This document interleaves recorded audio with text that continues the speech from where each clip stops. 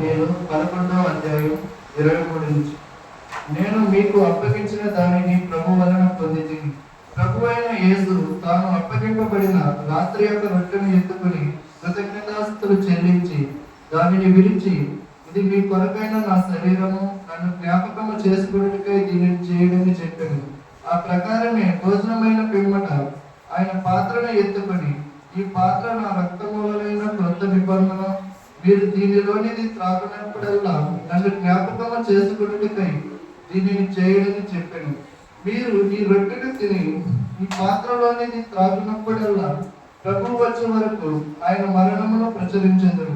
కాబట్టి ఎవడు అయోగ్యముగా ప్రభు యొక్క రొట్టెను తినను, లేక ఆయన పాత్రలోనిది త్రాగును, వాడు ప్రభు యొక్క శరీరమును గూర్చి రక్తమును గూర్చి అపరాధి.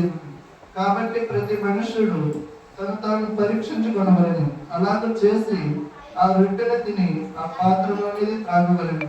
ప్రభు శరీరం అని వివేచింపక తిని త్రాగువాడు తనకు తానే శిక్షావిధి కలుగుటకే తిని త్రాగుచున్నాడు.